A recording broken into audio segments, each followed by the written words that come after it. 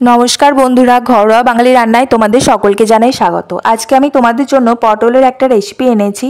এই দুর্দান্ত রেসিপিটায় কিন্তু পটল খেয়ে যারা একঘেয়েমি হয়ে গেছেন তাদের সকলের একঘেয়েমি কেটে যাবে আর খুব ভালো লাগবে এটা খেতে। এটা কিন্তু চা কফি সঙ্গেও যেরকম যেতে পারে, ভাতের প্রথম পাতেও সেরকমভাবে যেতে পারে। তাই এই রেসিপিটা শিখে নাও চটজলদি। এই রেসিপিটার জন্য পটলটা কিভাবে কাটতে হবে সেটা কিন্তু একটা বিশেষ গুরুত্ব রাখছে। তাই পটলটাকে খুব ভালোভাবে প্রথমে ধুয়ে তারপর খোসাটাকে ছাড়িয়ে ফেলতে হবে। দুভাগ করে কেটে নিতে হবে পটলটা, ঠিক যেরকমভাবে আমরা ভাজার পটল কাটি। তারপর তার একটা ভাগ নিয়ে এরকম ফাইন করে আঙুলের মতো ছোট ছোট করে কেটে নিতে হবে। আর গোড়ার দিকটা কিন্তু কেটে ফেললে চলবে না, জয়েন্টটা একটু রাখতে হবে।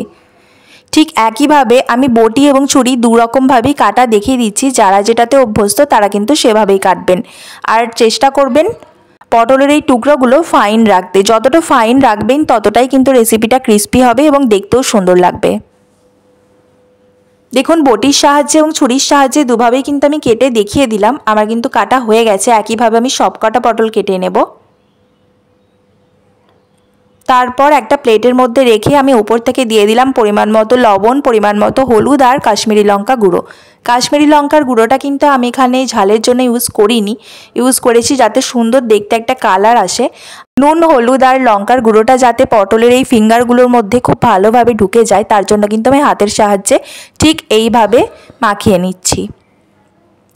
তারপর পটলগুলোকে রেস্ট করতে দিয়ে আমি এখানে একটা ব্যাটার তৈরি করে নিচ্ছি। ব্যাটারটা তৈরি করবার জন্য আমি এখানে কিন্তু 4 চামচ বেসন নিয়েছি, সাথে 1.5 চামচ চাল গুঁড়ি নিয়েছি, আর তার সাথে নিয়েছি 1 চামচ মতন কর্নফ্লাওয়ার। কর্নফ্লাওয়ার হাতের কাছে না থাকলে কিন্তু তোমরা এখানে বিকল্প হিসেবে ময়দার ইউজ করতে পারোই। আমি যেহেতু লবণ, লঙ্কার গুঁড়ো আর হলুদটা আগে পটলগুলোতে মাখিয়ে রেখেছি, তাই লবণ, লঙ্কার গুঁড়ো আর হলুদটা কিন্তু আমি এখানে পরিমাণ মতো দেব, একটু মাথা রেখে।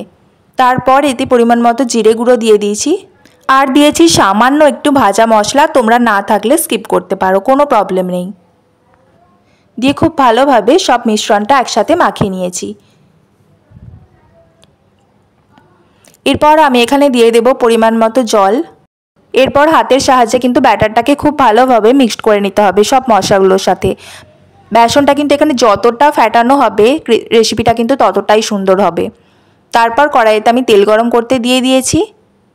কড়াইয়ের তেলটা একটু তেতে গেলে তারপর কিন্তু পটলগুলো ছাড়তে হবে। আর পটলগুলো আমি ব্যাটারে ডুবিয়ে নেব। লক্ষ্য রাখতে হবে ব্যাটারটা যেন খুব থিক হয়ে যায় না বা খুব থিনও না হয়ে যায়।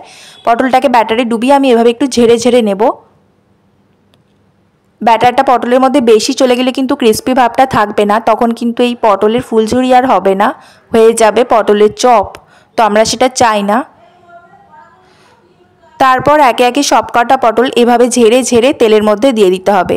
আর গ্যাসটা কিন্তু লো টু মিডিয়াম ফ্লেমে রাখতে হবে। এরপর পটলগুলোকে দু পিঠ খুব ভালোভাবে লাল লাল করে উল্টে পাল্টে ভেজে নেব। তারপর গরম গরম পটলগুলোকে তুলে নেব একটা অন্য পাত্রে। রেসিপিটার নামকরণ আমি করেছি পটলের ফুলঝুরি। দেখো তো তোমাদের পটলের ফুলঝুরি কেমন লাগে। যদি ভিডিওটা ভালো লাগে প্লিজ একটা সাবস্ক্রাইব করে দিও। পটলের ফুলঝুরি কিন্তু ভাতের প্রথম পাতে যেমন যাবে তেমন যাবে চা কফির সঙ্গে।